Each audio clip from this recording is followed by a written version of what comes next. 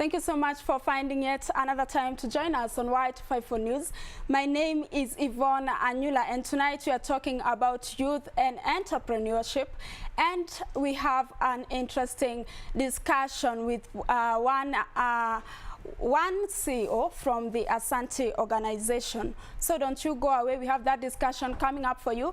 But for now, let's get to look at the stories making headlines tonight. And the first non-stop flight KQ003 from New York to Nairobi has landed at the Jomo Kenyatta International Airport this morning.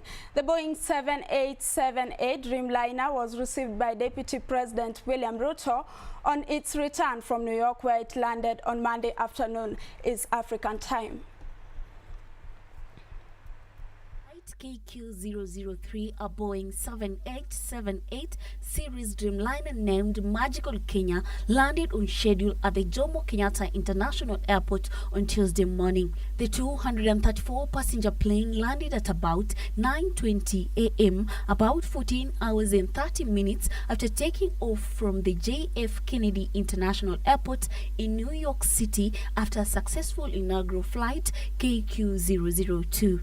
The Dreamliner flight KQ003 was treated to a water fountain salute on arrival in Nairobi.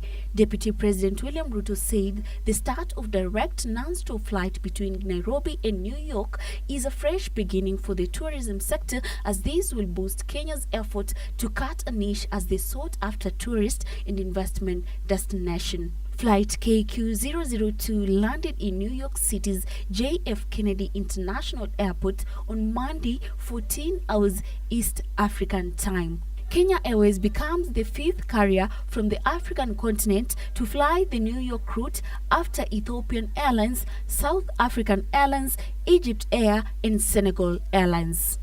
Kenya Airways hosted a farewell reception for the return flight. The VIPs on the return flight included KQ Chairman Michael Joseph, U.S. Ambassador Bob Godek, CEO of J.F. Kennedy International Airport, and Boeing's hub Wallen. Miriam Masava, Y254 Business News. And Meru County is banking on product diversification and joint tourism marketing by the Mount Kenya and Aberdares counties economic bloc in a bid to boost arrivals in the country. For this and more stories, here is our weekly roundup. Is banking on product diversification and joint tourism marketing by the Mount Kenya and Aberdares counties economic bloc. This is in a move to boost arrivals in the county that has been experiencing several setbacks, making visitors opt for air transport and low adherence to standards and professionalism by some caterers.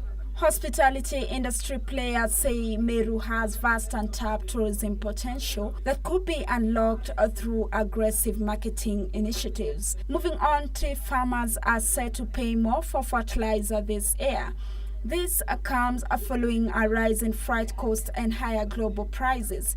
Tea fertilizer procured by the Kenya Tea Development Agency (KTDA) cost on an average of 1,780 shillings per 50 kilo bag, higher than the 1,700 shillings that farmers paid for the commodity last year.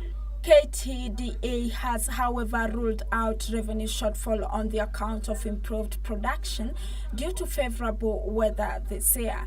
The Kenya Tea Development Agency has said it will charge the more than 600,000 growers under its subsidized fertilizer program 1,774 shillings from 1,716 shillings last year. Elsewhere, in a bid to restructure its program, Telkom Kenya plans to send home 500 employees in a month. The firm says it has issued a 30-day notice to relevant authorities and its employees about the intended retrenchment that seeks to declare the targeted workers redundant.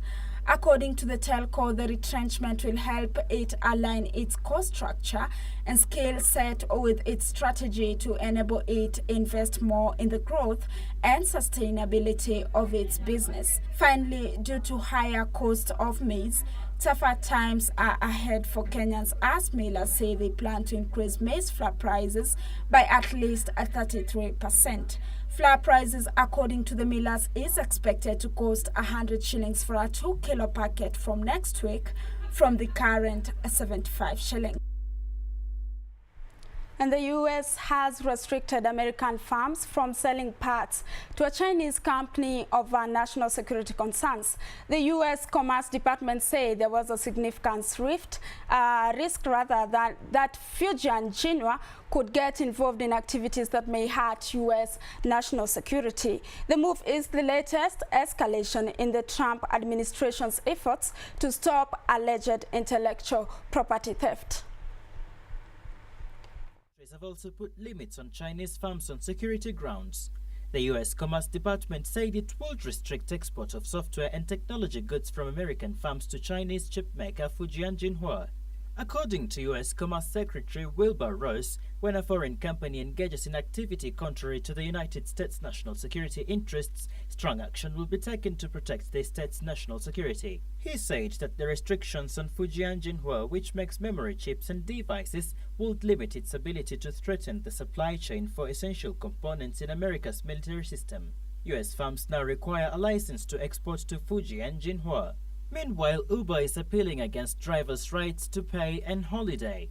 The tax-hailing app Uber is contesting an employment tribunal finding that drivers should be treated as workers rather than self-employed.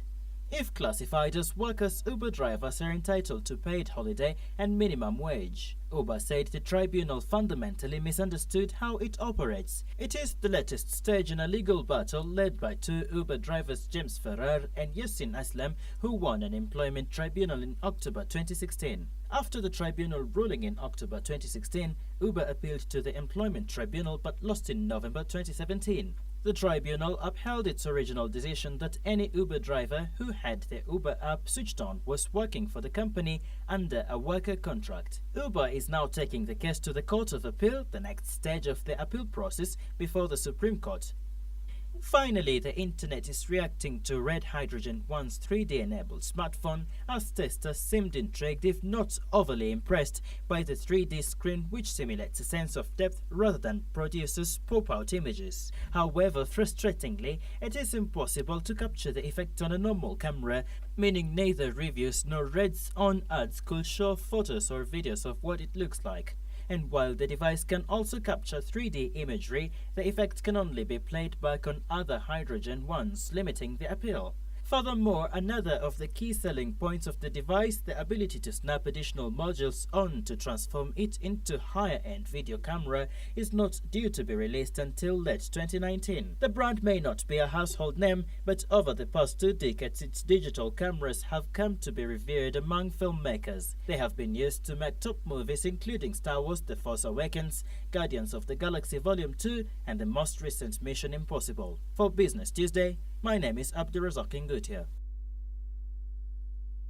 You can be part of our discussion tonight by simply sending a text beginning with the word Y News to our Twitter handles at Yvonne Anula, at Y254 channel. The hashtag to use is Y254 updates. Y254 business highlights takes a short break now. We'll be back with more stories, so don't you go away.